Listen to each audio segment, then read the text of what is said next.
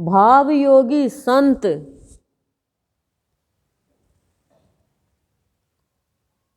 जीवन को भावों का रत्न बनाकर मानव का कल्याण करते हैं। इस रत्न को पहचानो आज गणतंत्र दिवस के दिन। हर प्राणी को जो यहाँ पे आ गया श्रद्धा से,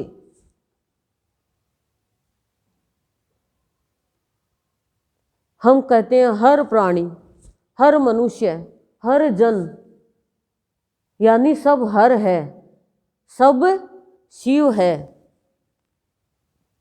नहीं तो हर कहो हो जाएगी। शिव कहो, शिव कहो, हर का मतलब शिव। बोलो आप नहीं बोलते क्या हर कोई करने लग गया? तो हर प्राणी शिव का रूप है। ये पूरा शरीर भगवान का रूप है, भगवान का ढांचा है, भगवान की काया है। ये गुरुदेव ने बताया इसमें चारों धाम है, नख से सिर तक सारे तीर्थ है, सब देवी है, सब देवता इसमें। लेकिन मनुष्य बुरे कर्मों से इस शरीर को, भगवान की देन को खराब कर लेता है और अंतर शासन विकारों का हो जाता है। विकारों की गुलामी से छुटकारा दिलाते हैं सत्संग में आते ही, स्वतंत्रता दिलाते हैं। और जब ये स्वतंत्रता मिल जाती है विकारों की गुलामी से, इंद्रियों की गुलामी से, दुनिया की गुलामी से, माया की गुलामी से, तब गुरु भी संविधान लिखते हैं। आज गणतंत्र दिवस है ना, आज के दिन संविधान लिखा गया था, पूरा हो गया था, लागू किया था आज के दिन। लिखने में तो करीब करीब 3 साल लगे थे, लेकिन आज 26 जनवरी के दिन उसको लागू किया गया था। हर प्राणी को, नागरिकों को, सबका अपना अधिकार दिया गया था कि स्वतंत्र तो हो गया, लेकिन यदि कोई अपने अधिकार से वंचित रह जाए तो अधिकार का पता ही नहीं रहे तो वंचित रहेगा। तो हर प्राणी को, भारतीय को अपने अपने अधिकार का ज्ञान होना चाहिए, नियम कानून का ज्ञान होना चाहिए, हर चीज की व्यवस्था को बताया गया। तो मनुष्य के जीवन में भी ये एक देश है प्यार का, भगवान का दिया हुआ। ये देश भगवान का ही रूप है। तो खाली स्वतंत्रता से ही नहीं होता है, मनुष्य को अपने अधिकारों की भी कीमत करनी चाहिए, अपने अधिकार से वंचित नहीं रहना चाहिए। हर प्राणी का अधिकार है भगवान के ऊपर, लेकिन वो अधिकार का यदि दुरुपयोग करता है तो फिर वो भगवान के अधिकार से वंचित रह जाता है। अंतर शासन किसका है, उसी के मुताबिक जीवन का कल्याण होगा। भावयोगी संत तो जो भी प्राणी श्रद्धा से आता है भावों का रत्न बना देते हैं, कोई उसको यत्न करने की जरूरत नहीं है, तभी कल्याण होगा, नहीं कल्याण नहीं होगा। अभावों के चंगुल से जब तक निकलेंगे नहीं तब तक भाव का रत्न बनेंगे नहीं। छोटी छोटी बातों में अभाव ले लेते हैं हम। हमें इतना ज्ञान होना चाहिए, जो हमारी ये इंद्रियां है, हमारी ये प्रजा है, हमारी ये गण है, इसको रिपब्लिक डे बोलते हैं, गणतंत्र दिवस बोलते हैं, कि मनुष्य को अपने जीवन का ज्ञान होना चाहिए। तो हमारे ये जो गण है, इंद्रियां है, इनके ऊपर भी हमें ध्यान देना चाहिए कि ये कोई गलत काम तो नहीं कर रहे। मान लो आपको स्वतंत्र छोड़ दिया, इसका मतलब तो ये तो नहीं ना कि आप गलत काम करने लग जाओ। आपको अपनी हर चीज़ का ज्ञान होना चाहिए कि आंखें क्यों मिली है, कान क्यों मिले हैं, श्वास क्यों मिले हैं, इनका सदुपयोग होना चाहिए। और अभाव में रह जाएंगे तो इस रत्न को, इस महल को, इस देश को व्यर्थ ही कर देंगे। क्यों? क्योंकि इसमें अंतर शासन विकारों का होगा, तो क्या होगा, वो वापस हमें गुलाम कर लेंगे। अंतर शासन यदि सद्गुरु का है तो क्या होगा, अंतर ही खत्म कर देगा, तेरे मेरे का, अपने पराये का, छोटे बड़े का, अमीर गरीब का। ये ही हमारे भाव योगी का संविधान है कि अंतर शासन करके अंतर खत्म कर देते हैं किसी भी चीज का, और वास्तविकता में जीने लग जाता है फिर वो प्राणी। फिर वो दिखावा कभी नहीं करता है। लोग कहेंगे आपको दिखावा करता है, ढोंग करता है, आप करते हो तब तो सही है, और नहीं करते हो तब करते रह जाएंगे वो। क्यों? करते हैं तो करने दो। हमें तो इतना कहा, हमने कहा हम है ही नहीं तो करने दो, उनकी जबान खराब होएगी, और है तो सुधार लो। जीवन को तो सुंदर बनाए। ये तीर्थ है, ये मकान है भगवान का, ये मंदिर है,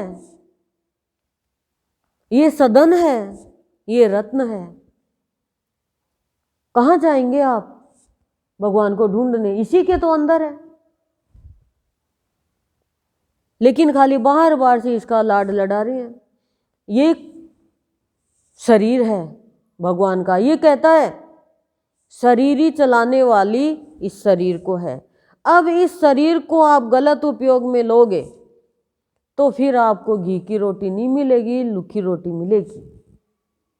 क्यों? मैं खांसी दूंगी, मैं जुकाम दूंगी।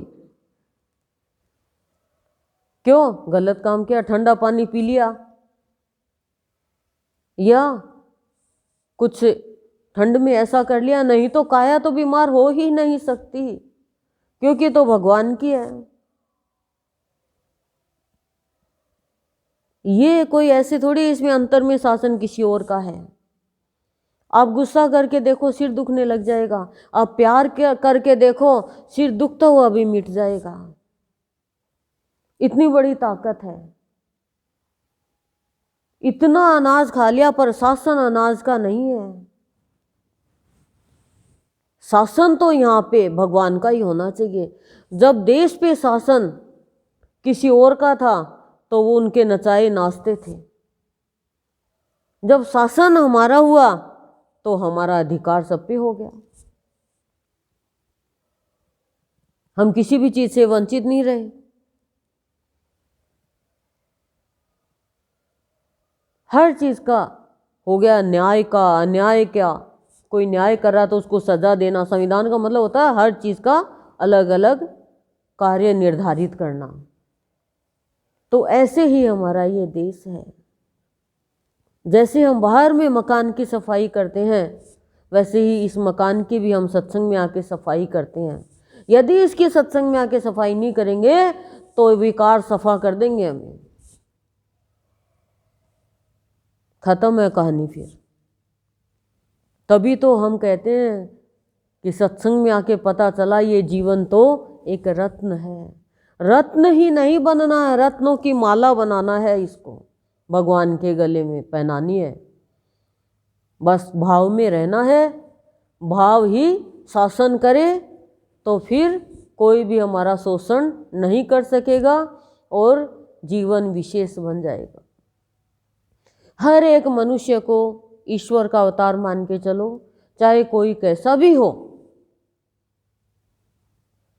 बस बुराई मत करो, लड़ाई मत करो, झगड़ा मत करो, अवगुण मत देखो।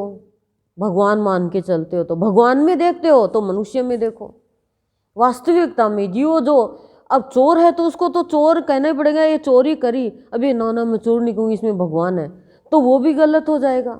भगवान को भी तो चोर कहते हैं, चित्त चोर, मक्खन चोर, तो उसको साहूकार थोड़ी कहेंगे। जब मक्खन चुराए तो चोर ही कहेंगे,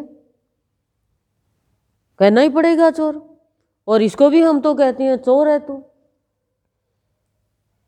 चोर भी है, लुटेरा भी है। ये गुरुदेव बहुत बड़ा लुटेरा है।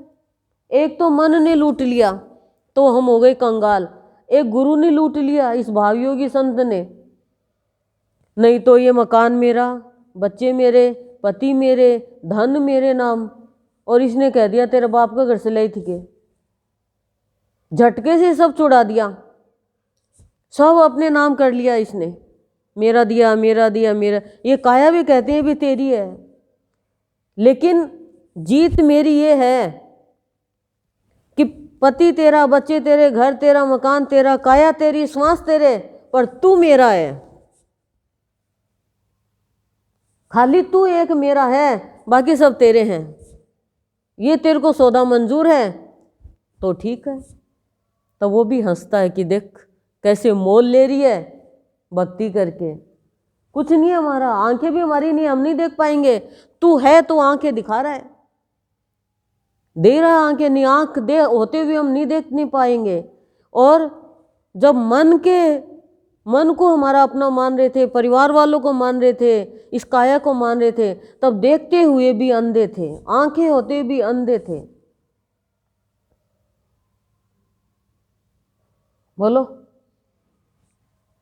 कुछ भी नहीं है। नींद भी लेता तो ये लेता है, इसको आराम करना है तो बीमार कर देगा अपने भक्त को, खुद ही सेवा करने लग जाएगा, खुद ही आराम दे देगा, खुद को जो खाना है वो बनवा लेगा। इसको ये थोड़ी, इसको भी माल चाहिए भक्त के हाथ का, लुखा नहीं खाता ये। एक भक्त लुखी रोटी खिलाता था तो कोई आया साधु, बोला अरे तू लुखी रोटी खिलाता है, भगवान को तो अच्छी रोटी खिला। तो किसी सेठ के घर में बैठाया है कि आप माल खिला देना। उसको सपना आया कि मेरे को तो मेरे भक्त के पास ही भेज, मेरे को लुखी रोटी में आनंद आता है। फिर एक दिन कहा रोज़ रोज़ लुखी रोटी खिलाता है, मेरे को तो घी की रोटी चाहिए, घी मांग के ला। अब रोज़ रोज़ घी कौन दे देगा उसको। तो भगवान को तो भक्त है और भक्त को भगवान है, दोनों को नचाते हैं। पता नहीं चलता है लोगों को किसी भी चीज़ का कि भक्त और भगवान का क्या रिश्ता होता है। पर वो कहता है कुछ भी मेरा नहीं है इस संसार में, सब कुछ तेरा है, लेकिन एक सिर्फ तू मेरा है।